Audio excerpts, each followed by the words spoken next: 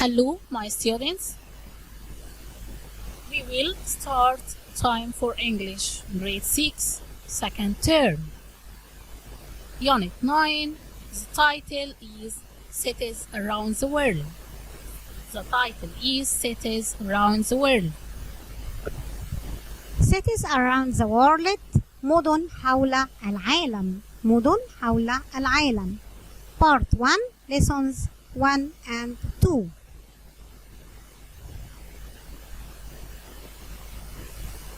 We will start with vocabulary. New words. Pilot, pilot, co-pilot, co-pilot. عندي هنا كلمة pilot يعني طيار. pilot يعني طيار.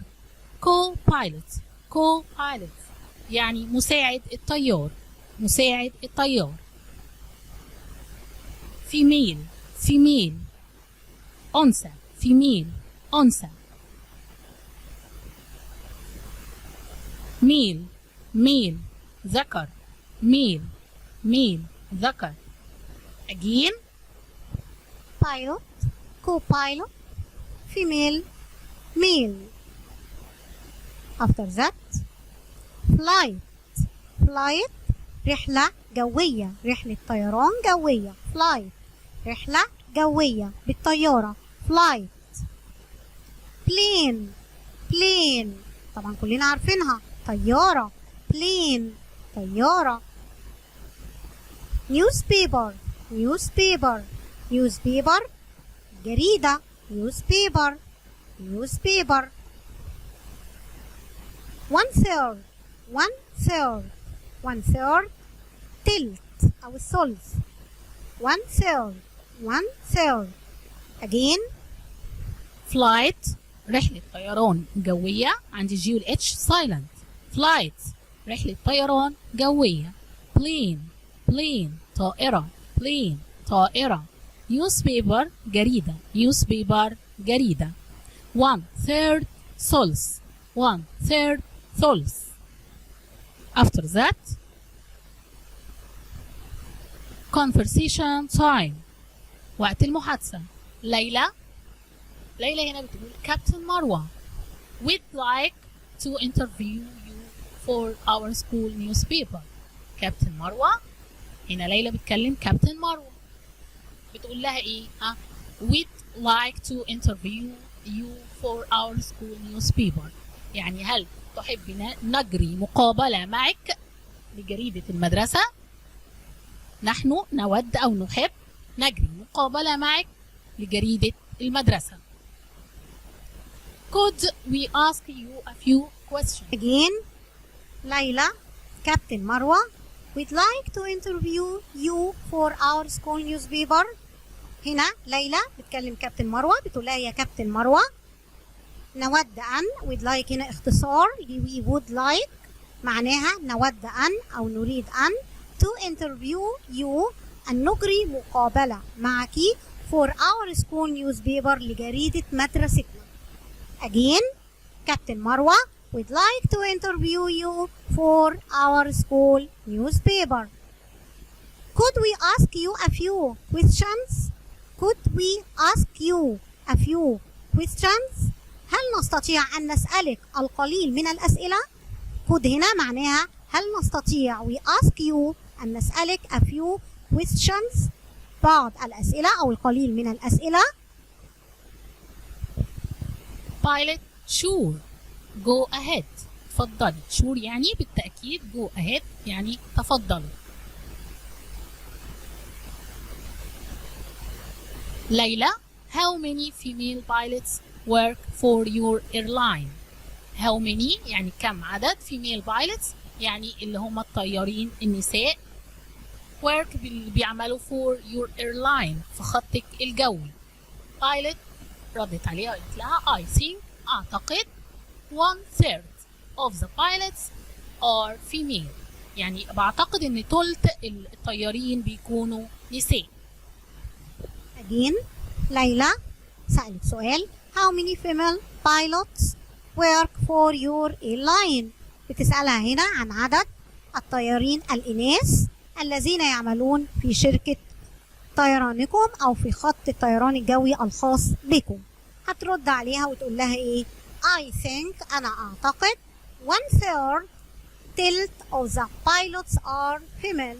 أعتقد إن تلت الطيارين بيكونوا إناث. تمام يا سنة ستة. after that ليلى do you ever fly abroad do you ever fly abroad. هنا بتقول لها هل أنت بتطيري خارج الدولة أو خارج البلاد؟ بايلوت ردت عليها قالت لها yes I have an overseas flight once a month. Yes I have an overseas flight once a month. أيوة إحنا عندنا رحلة طيران جوية خارج الدولة مرة كل شهر. again do you ever fly abroad. ليلى هنا بتسأل بتقول لها do you ever fly abroad. هل سبق لك وأن سافرتي خارج البلاد؟ سافرتي قبل كده خارج البلاد؟ ردت عليها وقالت لها yes I have an overseas flight once a month. أنا لدي رحلة أو رحلة طيران جوية خارج البلاد مرة في الشهر. بصوا كده once a month هنا معناها إيه؟ مرة شهريا أو مرة في الشهر. an overseas flight رحلة طيران جوية خارج البلاد خارجية. again do you ever fly abroad. ردت قالت لها yes I have an overseas flight once a month. after that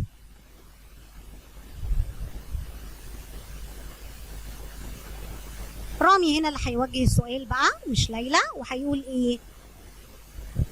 رامي do you fly the plane by yourself do you fly the plane by yourself. هل بتقود الطيارة بنفسك؟ هنا ردت البايلوت قالت له no I always have a co-pilot I always have a co-pilot. يعني أنا دايما بيكون لدي مساعد طيار بيكون معايا مساعد طيار. رامي do you like being a pilot do you like being a pilot. هنا قالت لها هل انت بتحبي ان انت تكوني اصلا طيار؟ حابه يعني مهنه الطيار؟ فبايلوت قالت لها yes very much yes very much يعني بحبها كتير جدا. again رامي سأل البايلوت وقال لها do you fly the plane by yourself do you fly the plane by yourself. تركبي الطيارة بنفسك لوحدك هنا معناها؟ ردت قالت له no I always have a co-pilot I always أنا دايما بيكون معايا مساعد طيار. رامي رجع سألها تاني do you like being a pilot do you like being a pilot. حابة كونك طيار أو حابة شغلك أو عملك كطيار؟ قالت له yes very much نعم كثير جدا.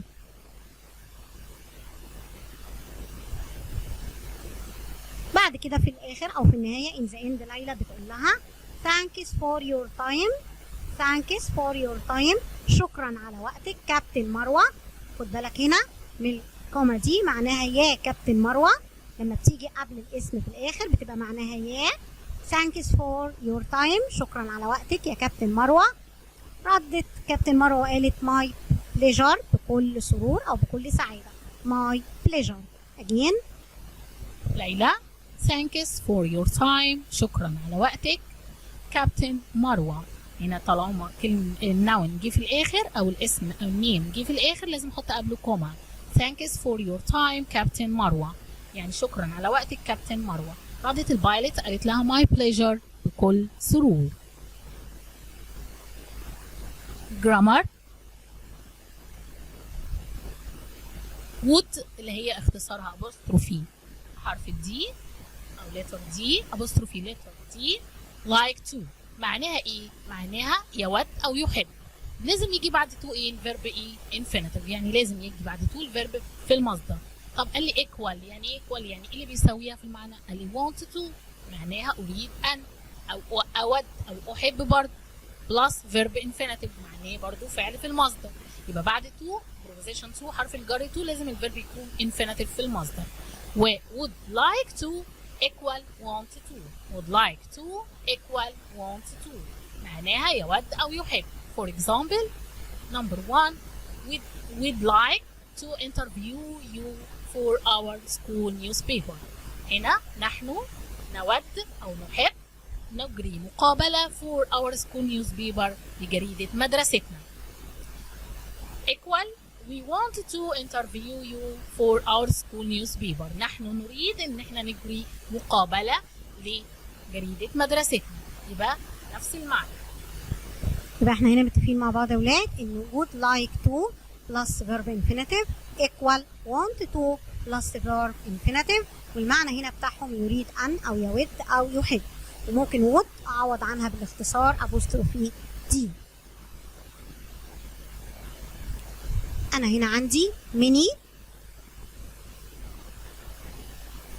what's the meaning of many معناها كثير او عديد.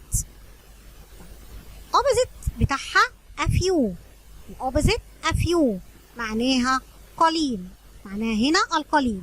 طب many بيجي وراها ايه؟ احنا خدناها مع بعض قبل كده، بيجي وراها ايه؟ countable nouns، الاسماء التي تعد. يجي بعدها countable nouns، اسماء تعد. زيها مين برضو؟ a few بس هنا معناها قليل، برضو بيجي بعدها countable nouns، اسماء تعد. طب امال انا عندي much. much يا ميس كان معناها much الكثير، بس كان بيجي وراها ايه؟ uncountable nouns، اسماء لا تعد. يجي وراها ايه؟ uncountable nouns، اسماء لا تعد. طب الاوبوزيت بتاعها a little، الاوبوزيت بتاعها a little قليل او القليل. يبقى انا عندي many عكسها a few، much عكسها a little. many بعدها countable nouns، لكن much بعدها uncountable nouns. نفس الكلام مع a few و a little، معناهم القليل، برضو a few بعدها countable nouns و a little معناها uncountable nouns. For examples, number 1, can I ask you a few questions? Can I ask you a few questions؟ هنا معناها القليل من الأسئلة. هل أستطيع أن أسألك القليل من الأسئلة؟ Do you need a little more milk? Do you need a little more milk؟ هل تحتاج إلى القليل من اللبن؟ هنا هل تحتاج إلى القليل من اللبن؟ After that, rearrange. Number 1, have, she, a, ever, does, co-pilot. Question mark. طيب أنا هنا هبدأ بإيه؟ باللي تحتيها underline، خط. does. طيب بعد does بيجي إيه؟ subject. أخد بالي بترتيب الquestion، السؤال. بعد does بجيب السبجكت. يبقى after does إيه؟ ها؟ she good. طيب she after she قال لي هنا ever. أخد بالي إن بعد السبجكت هجيب ever، وهناخدها بعد شوية. ever أحطها بعد السبجكت، تمام؟ بعد كده هجيب المين فيرب اللي هو الفعل الاساسي اللي هو ايه؟ have. جميل. طيب وبعد have a co-pilot، يبقى does she ever have a co-pilot؟ يبقى does she ever have a co-pilot؟ يبقى number 1 have, she, a, ever, does, co-pilot question mark. The answer is does she ever have a co-pilot? number 2, have, once, I, overseas, a month, and flight. Again, have, once, I, overseas, a month, and flight. تعالوا كده نشوف مع بعض هنرتبوها ازاي. هبدأ طبعا بالسبجكت I. بعد كده هستخدم الفيرب have. I have. and overseas هستخدم حرف الجر and، وبعدين overseas flight دي على بعضها معناها رحلة جوية خارج البلاد. and overseas flight once a month. I have an overseas flight once a month. Again, have, once, I, overseas, a month, and flight. The answer is I have an overseas flight once a month. After that, she often abroad, how, fly, does. question mark. معنى كده ان ده سؤال. عرفت منين؟ ان هو هنا حاطط لاين خط تحت هاو question word، وعندي كمان question mark اداة الاستفهام. تعالوا مع بعض كده نشوف الانسر. The answer is how often. How often. How often معناها كم عدد المرات. بعدها بيجي الهيلبينج فيرب، يبقى بعد الكويستشن وورد اللي هي how often after ايه does. جميل. بعد does after she subject. بعد كده المين فيرب اللي هو fly abroad. fly abroad. يبقى how often does she fly abroad. في الآخر هحط question mark. يبقى عندي number 3 she often abroad how fly does question mark. The answer is how often. بعد كده does الهيلبينج فيرب، بعد كده subject she، بعد كده الفيرب fly abroad question mark. Where time cities اللي هي المدن،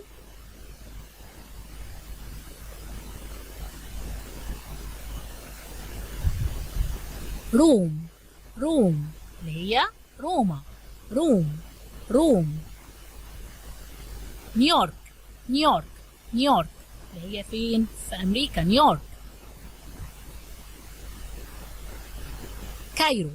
كايرو القاهرة كايرو. هونج كونج اللي هي موجودة in China. again روم كايرو نيويورك هونج كونج. روم كايرو نيويورك هونج كونج. after that باريس اللي هي باريس. طوكيو اللي هي عاصمة اليابان the capital of Japan طوكيو. باريس طوكيو. لندن هي مدينة لندن موجودة في انجلاند في انجلترا. هونولولو باريس طوكيو لندن هونولولو. سول مدينة سول. سان فرانسيسكو مدينة موجودة في ولاية من الولايات المتحدة الأمريكية سان فرانسيسكو. again باريس لندن سول طوكيو هونولولو سان فرانسيسكو. باريس طوكيو لندن هونولولو سول سان فرانسيسكو. after that language functions.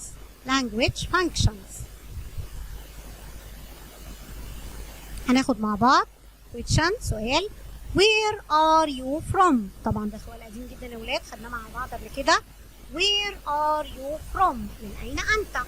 where are you from. طب the answer is I am from plus country. I am from يعني أنا من. where are you from I am from plus country وبكتب اسم المدينة أو البلد اللي أنا منها. I am from plus country. For example where are you from. The answer is I am from Cairo. ممكن أقول I am from Paris. ممكن أقول I am from London. Where are you from. I am from Cairo. I am from Paris. I am from London. After that how much. For example أنا عندي how much بمعنى كم الكمية. For example how much coffee. أخد بالي كده بعد much جت إيه coffee، وقلنا coffee ده إيه uncountable يعني اسم لا يعد. how much coffee do you drink يعني كمية القهوة اللي أنا بشربها. how much عندنا هنا يا ولاد بتسأل عن الكمية. how much بتسأل عن الكمية وبيجي بعدها الايه uncountable noun الاسم الجمع الذي لا يعد. زي مين عندنا مثلا؟ عندنا كوفي، عندنا ميلك، عندنا تي، عندنا شوجر. يبقى نيجي كده نبص مع بعض على الاكزامبل. how many coffee do you drink. how much coffee do you drink. بنسأل هنا عن كمية الكوفي اللي انت بتشربها. The answer is I drink 3 cups of coffee. I drink 3 cups of coffee. أنا بشرب 3 أكواب من القهوة. I drink 3 cups of coffee. After that what plus adjective وبعد كده exclamation mark هي علامة التعجب. يبقى هنا عندي what لما تيجي وراها صفة الادجكتيف يعني الصفة يبقى معناها ايه؟ قال لي اسلوب تعجب. اسلوب تعجب طالما في علامة exclamation mark. for example what a cool plane. what a cool plane يعني لها من طائرة رائعة. يبقى هنا what مش جاية هنا بقى كصيغة سؤال هي جاية كاسلوب تعجب. تمام بس لازم يجي وراها adjective. لازم يجي وراها adjective اللي هي الصفة. يبقى what a cool plane هي لها من طائرة رائعة. choose number 1 my father lives in space in France. my father lives in space in France يعني أبي يعيش في فرنسا. باريس or Rome or Tokyo or London. باريس or Rome or Tokyo or London. طب عندي هنا فرنسا. ايه عاصمة فرنسا ها؟ باريس. good. يبقى my father lives in Paris in France.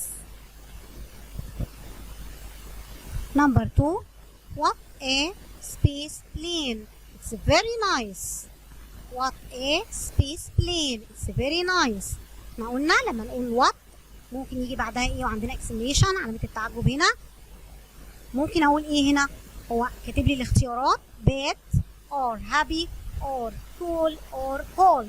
ممكن استخدم هنا ايه الادجكتيف اللي هستخدمها هنا مع البلين؟ هستخدم good. cool. what a cool plane. It's very nice. what a cool plane. It's very nice. number 3 how space coffee do you have? how space coffee do you have? much or many or long or often. انا عندي هنا how بيجي بعديها اي واحده من اللي موجودين. طب اخد بالي لازم اخد بالي بعد السبيس بعد المسافه في كلمه ايه؟ كوفي. والكوفي دي ايه؟ uncountable يعني اسم لا يعدي. بختار ايه لما كنت مثلا كميه القهوه؟ good. much. how much coffee do you have? excellent.